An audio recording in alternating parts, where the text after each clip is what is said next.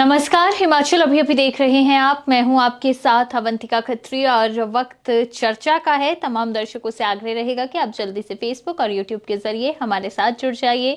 अहम मुद्दे पर आज हम बातचीत करेंगे, लेकिन आपका साथ, आपके सहयोग की जरूरत है, तो आप जुड़िए फेसबुक और यूट्यूब के माध्यम से।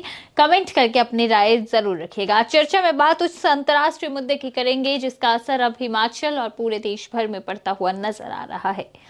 इजराइल और हमास के बीच में जंग जारी है और ये खत्म होने का नाम नहीं ले रही, बल्कि आए दिन और ज्यादा तेज हो रही है। इजराइल और हमास के बीच में जिस तरह से जंग चल रही है, अभी तक हजारों लोगों की जान जा चुकी है। बच्चे, महिलाएं, पत्रकार, हर किसी की यहाँ पर दुखद मौत हुई है, दोनों ही ओर से। लेकिन युद्ध है कि थमने का नाम नहीं ले रहा। और लेकिन अब इस युद्ध का जो असर है वो ग्लोबल इकोनॉमी पर भी पड़ रहा है। अगर आज की बात करें तो आज वर्ल्ड बैंक की ओर से चेतावनी जो है, आप कह सकते हैं, जारी कर दी गई है।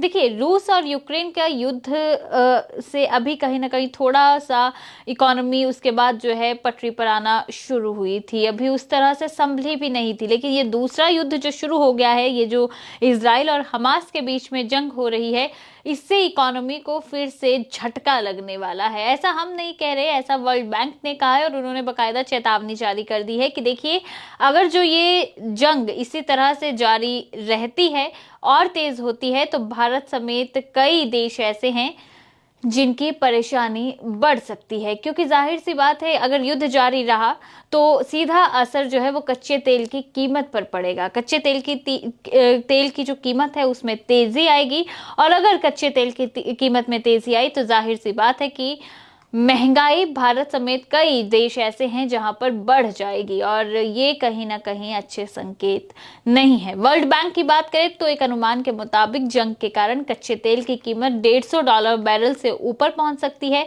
ऐसा होने पर एनर्जी और फूड प्रोडक्ट्स की कीमतों में भी वृद्धि देखने को मिल सकती है, और अर्थव्यवस्था पर बुरी तरह से असर पूरी दुनिया की अर्थव्यवस्था पर पड़ सकता है। खाने पीने की चीजों पर तो असर पड़ेगा ही, और जाहिर सी बात है, कच्चा तेल जब महंगा होगा तो और भी बहुत सारी जो जरूरत की चीजें हैं उन पर भी असर पड़ेगा। और जाहिर सी बात है कि ये अगर देखा जाए, अगर आज की भी आप बात करें तो क्रूड ऑयल के रेट में लगभग 2% की बढ़ोतरी आज भी दर्ज हुई है। तो धीरे धीरे अब जो परिणाम है वो दिखना शुरू हो चुके हैं। उसका असर अब आना, आप कह सकते हैं कि धरातल पर नजर आना शुरू हो गया है। खैर, देखना होगा कि ये जो दोनों इजराइल और हमास के बीच में जो जंग चल रही है, आने वाले दिनों में क्या नया मोड़ लेती है।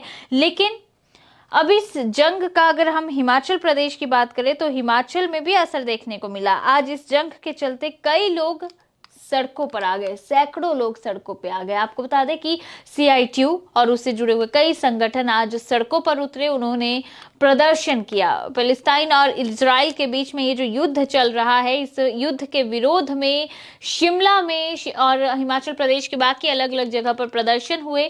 सीटू के बैनर तले कई संगठनों ने प्रदर्शन किया। एक बार ये तस्वीरें हम आपको दिखाएंगे जहां पर नारेबाजी भी हुई है और सरकार को नसीहत भी दी गई है। पहले आप ये विरोध प्रदर्शन की तस्वीरें देखिए जो कि शिमला की हैं।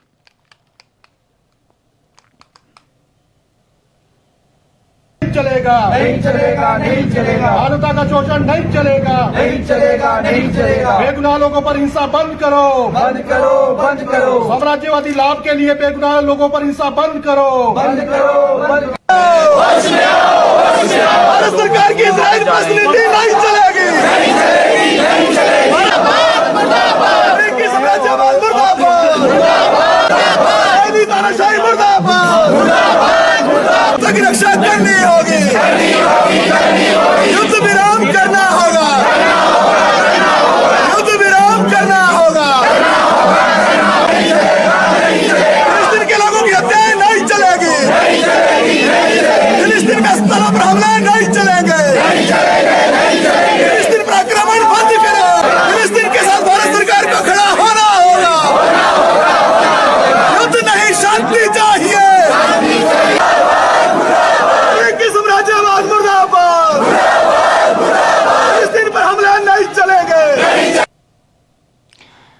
देखिए खूब नारेबाजी आज शिमला में हुई। दरअसल जो लोग प्रदर्शन कर रहे हैं इनका कहना है कि फिलिस्तीन में इजराइल युद्ध के नियमों के खिलाफ जाकर नरसंहार कर रहा है। उन्होंने भारत सरकार को भी ये नसीहत दी है, भारत को भी ये नसीहत दी है कि देखिए इजराइल का साथ देने की बजाय इस वक्त जो है शांति और युद्ध विराम को लेकर वकालत करनी चाहिए। असर अब धीरे धीरे पूरी दुनिया पर नजर आ रहा है। कई जगह पर प्रोटेस्ट, अगर भारत की बात करें तो वहां पर भारत में भी कई जगह पर प्रोटेस्ट देखने को मिल रहे हैं और अब हिमाचल में भी ये प्रोटेस्ट का जो सिलसिला है वो शुरू हो गया है। सीटू और कई वामपंथी संगठन जो है वो आज उपायुक्त कार्यालय के बाहर धरने पर बैठे हुए थे।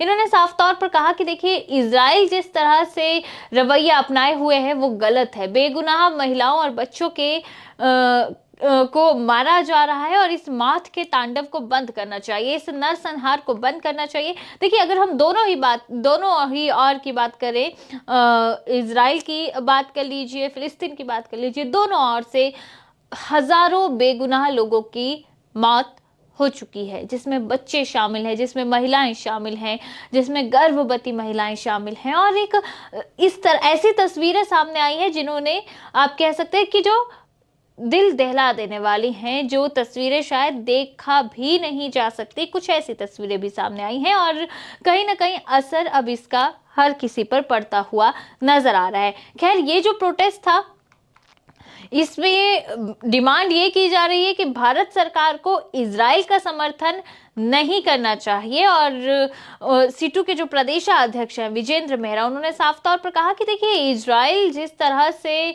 हमले कर रहा है, कई लोगों को, अभी 9000 के करीब लोगों को इस जंग में मौत के घाट उतारा जा चुका है। युद्ध के सारे नियमों को दरकिनार किया जा रहा है जो कि गलत है और भारत सरकार को अब इस वक्त चाहिए तो ये चाहिए कि वो शांति और युद्ध विराम की बात करे, ना कि किसी एक का समर्थन करे। ये विजेंद्र मेहरा की ओर से बात कही गई है। क्या कुछ उन्होंने इस पूरे मैटर पर कहा है, किस मांग को लेकर यहाँ पर प्रोटेस्ट आज हुआ है, वो हम आपको सुनवाते हैं। पूरे देश के अंदर जो भी जनता के संगठन हैं, विशेष तौर पर CITU, महिला समिति, किसान सभा, DYFI, SFI, दलित शोषण मुक्ति मंच, AIPSO और विभिन्न जनता के जो दूसरे संगठन हैं देश के अंदर, वो आज पूरे देश के अंदर जो भी पिछले 21 दिन से लगातार इजराइल के द्वारा फिलिस्तीन के अंदर जो मानवता की हत्या की जा रही है उसके खिलाफ ये प्रदर्शन किए जा रहे हैं। हमारा स्पष्ट मानना है कि इजराइल जो है पूरे नरसंहार पर उतर आया है। आपको स्वयं मालूम है लगभग 9000 लोगों का गाजा के अंदर, फिलिस्तीन के अंदर जो हत्या कर चुकी है इजराइल की सरकार, उसकी सेना, और ये पूरी तरह से जो युद्ध के नियम हैं उसको भी धत्ता बताते हुए आगे वो बढ़ रहे हैं। आपको मालूम है कि संयुक्त राष्ट्र संघ ने भी अपील की है कि इस युद्ध पर तुरंत लगाम लगनी चाहिए। वाहिदा वेब ऐसा युद्ध नहीं है, एक तरफा आज हमला चल रहा है, क्योंकि इजराइल के साथ जिस तरीके से अमेरिकी साम्राज्यवाद खड़ा हो गया है और नियमों को दरकिनार करके, मानवता के पूरे जो नियम है उसको दरकिनार करके जिस तरीके से हत्या की गई, स्वयं आपने इस बात को मीडिया ने रिपोर्ट किया और देखा कि अस्पताल तक नहीं छोड़े गए। युद्ध के कुछ नियम होते हैं जिसमें अस्पतालों पर हमला नहीं हो सकता है, बच्चे जो उनको निशाना नहीं बनाया जा सकता है, कुछ ऐसे क्षेत्र है जहां पर जो है युद्ध नहीं किया जा सकता है। लेकिन आज पिछले 3 हफ्ते से जिस तरीके से इजराइल जो है बेलगाम पूरे नरसंहार पर उतर गया है और फिलिस्तीन के अंदर, क्योंकि आपको स्वयं मालूम है पिछले कितने ही वर्षों के अंदर इजराइल लगातार जो फिलिस्तीन की धरती पर कब्जा कर रहा है, अपनी बाउंड्रीज को आगे बढ़ाते हुए आगे बढ़ रहा है और उसकी खिलाफत जो है फिलिस्तीन के अंदर होती है तो इजराइल हमलों की ओर बढ़ जाता है और हर हमले में हमने ये भी देखा है कि वो वहाँ की भूमि पर भी कब्जा करते हुए आगे बढ़ता है। संयुक्त राष्ट्र संघ ने जिस तरीके से अपील की उसको दरकिनार कर दिया इजराइल ने। सबसे दुर्भाग्यपूर्ण बात यह है हमारे देश की जो सरकार है, हमारे देश की सरकार ने पूरी तरह से, हम ये कहेंगे, ये एब्सटेंशन नहीं की है, ये तटस्थ की भूमिका नहीं थी कि आपने कहीं भी वोट नहीं दिया। तटस्थता का मसला ही ये है कि कहीं ना कहीं जो हम फिलिस्तीन के साथ थे आज तक, आज हमारी केंद्र की मोदी सरकार जो है इजराइल के साथ खड़ी हो गई। दुनिया के 140 मुल्कों ने जब इस हमले का विरोध किया, इस युद्ध का विरोध किया, तो भारत सरकार को क्या ऐसा आ गया था कि वो जो है फिलिस्तीन के पक्ष में उन्होंने वोट नहीं किया या संयुक्त राष्ट्र संघ का जो उसका जो मैंडेट है उसको रिस्पेक्ट नहीं किया। तो आज के इस प्रदर्शन के माध्यम से पूरे देश के अंदर इस तरीके के प्रदर्शन करके All India Peace and Solidarity Organisation जो है उसके तत्वाधान में दूसरे जो संगठन है जिनका मैंने जिक्र किया, हम यही मांग कर रहे हैं कि संयुक्त राष्ट्र संघ के दिशा निर्देशों का पालन होना चाहिए। जो रेजोल्यूशन अभी आया है संयुक्त राष्ट्र महासंघ में, उसकी रिस्पेक्ट होनी चाहिए। तुरंत युद्ध रुकना चाहिए, शांति कायम होनी चाहिए। जो निर्मम हत्याएं की जा रही हैं फिलिस्तीन के अंदर, गाजा के अंदर, उस पर लगाम लगनी चाहिए। अगर इजराइल ये नहीं कर रहा है तो निश्चित तौर से दुनिया के मुल्कों को ये सोचना पड़ेगा कि वो ऐसा वातावरण दुनिया के अंदर बनाना चाहते हैं जो युद्ध का वातावरण है, जो मानवता की हत्या का वातावरण है, जो एक तरीके से जो मातृभूमि की रक्षा करने के लिए कुछ लोग जो लड़ाई लड़ रहे हैं बड़े लंबे समय से फिलिस्तीन के अंदर, उनके अधिकारों को कुचलने का विषय है। और ऐसे समय में जो है भारत सरकार को स्पष्ट एक पोजीशन लेनी पड़ेगी और साफ कहना पड़ेगा, क्योंकि भारत एक बड़ा लोकतंत्र है। भारत का पूरे दुनिया में एक शुरुआती दिनों से ही, जब से हमारे देश को आज़ादी मिली, एक पोजीशन रही है। आपको मालूम है जिस वक्त में दुनिया में दो ध्रुव भी थे, उस समय में भी भारत ने इतनी पोजीशन ली कि एक समय पे जाकर जो है उन्होंने एक तरह से ऐसी पोजीशन लेकर जो है शांति की वकालत की और युद्ध के खिलाफ जो है पूरे दुनिया में एक प्रचार किया। तो हम जो है शांति का मुल्क हैं, हम युद्धों के खिलाफ है। हमारे देश की सरकार ने हमेशा मानवीय मूल्यों की रक्षा की है। आज के प्रदर्शनों के माध्यम से हम कहना चाहते हैं संयुक्त राष्ट्र संघ से भी, दुनिया के दूसरे मुल्कों से भी, कि वो फिलिस्तीन को न्याय दें और मानवता की रक्षा करें। और दूसरी ओर भारत सरकार को हम चेतावनी देना चाहते हैं, जो आप स्वतंत्र विदेश नीति को बदलना चाहते हैं, जो आप हिंदुस्तान की जो नीति आज तक रही है उसको बदलना चाहते हैं और आप इजराइल के साथ खड़े हो रहे हैं। आप दुनिया के अंदर हिटलर के बाद जो सबसे क्रूर निजाम आया है वो आज इजराइल है। पूरे दुनिया के अंदर हिटलर ने जो अत्याचार किए वही अत्याचार इजराइल कर रहा है। अगर उसके साथ भारत सरकार खड़ी होती है तो निश्चित तौर से ये बड़ा दुर्भाग्यपूर्ण विषय होगा, क्योंकि भारत सरकार का रवैया कभी भी जो है युद्धों के साथ नहीं रहा। भारत सरकार हमेशा युद्धों के खिलाफ रही और शांति के लिए रही। तो सुना आपने क्या कुछ यहाँ पर विजेंद्र मेहरा का कहना रहा है। वहीं दूसरी ओर अगर हम बात करें, मौलाना मुमताज कासमी भी इस प्रोटेस्ट में पहुंचे हुए थे और उन्होंने सीधे तौर पर इसे मानवता की हत्या करार दिया है। उन्होंने साफ तौर पर कहा कि जिस तरह से वहाँ पर हमले हो रहे हैं वो गलत है। महात्मा गांधी के बाद पीएम, उन्होंने कहा कि प्रधानमंत्री अटल बिहारी वाजपेयी तक जो है वो भी फिलिस्तीन के समर्थन में रहे हैं, लेकिन अब जो भारत सरकार का रुख है उसकी उन्होंने निंदा की है। क्या कुछ कहा है, आइए आपको सुनवाते हैं। मेरा नाम मुमताज अहमद कासमी है। मैं हिमाचल हज कमेटी का चेयरमैन भी रहा हूँ, शिमला कॉरपोरेशन का मेंबर भी रहा हूँ, वक्फ बोर्ड का मेंबर भी रहा हूँ। राजीव साहब, आज धरना प्रदर्शन डीसी ऑफिस के बाहर हो रहा है, आप भी इसमें शिरकत कर रहे हैं, क्या कहना चाहेंगे? ये धरना प्रदर्शन बिल्कुल इंसानियत के हक में और जुल्म के खिलाफ है और हम हमेशा इस बात के दाई रहे हैं कि जुल्म के खिलाफ हमें खड़ा होना चाहिए। इस्राइल जो जुल्म कर रहा है, ज़्यादती कर रहा है, ये उसके खिलाफ है। और फ़लस्तीन जो हक पर हैं, जो अपने लिए ही नहीं बल्कि इंसानियत के लिए लड़ रहे हैं, हमारी तंजीमें हमेशा और हिंदुस्तान की पॉलिसी हमेशा से फ़लस्तीन के साथ रही है। महात्मा गांधी, अटल बिहारी वाजपेयी तक इसके अंदर, वैसे पंडित जवाहरलाल नेहरू और दूसरे हमारे जो लीडरान हैं वो सब फ़लस्तीन के हक़ में रहे हैं और इसराइल के हक़ में कभी भी वो खड़े नहीं हुए। अफसोस हमको ये भी है कि हिंदुस्तान के वज़ीर आज़म या और दूसरे हजरात जो जुल्म के साथ चले हुए हैं, इसराइल के साथ चले हुए हैं, हम उसकी निंदा करते हैं, मुखालफत करते हैं। इंसानियत के हक़ के लिए हम इस प्रदर्शन में शामिल हुए हैं कि इंसानियत के ऊपर जुल्म ना हो और इंसानियत, मासूम बच्चों को मारा जा रहा है वहाँ और औरतों को, ख़वातीन को, सबको मारा जा रहा है।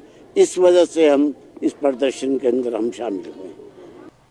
तो देखिए, कहीं ना कहीं आप यूँ कह सकते हैं कि जो कुछ इजराइल और हमास के बीच में हो रहा है उसका असर अब इकोनॉमी पर तो पड़ ही रहा है, लेकिन तमाम जो संगठन हैं वो भी अपनी अपनी राय इस पूरे मसले पर दे रहे हैं। कुछ इजराइल का समर्थन कर रहे हैं, कुछ फिलिस्तीन का समर्थन कर रहे हैं, लेकिन आप अपनी राय ज़रूर दीजिएगा। आप ज़रूर बताइएगा कि आपको क्या लगता है ये जिस और ये जंग जा रही है उसका अंत कैसे होना चाहिए? आपको क्या लगता है कि दोनों में से कौन ज्यादा सही है? भारत सरकार को इस वक्त क्या कदम उठाने चाहिए? जरूर आप अपनी राय इस पर रखिएगा। और इसी के साथ फिलहाल अभी आप हमें दीजिए इजाजत। नमस्कार।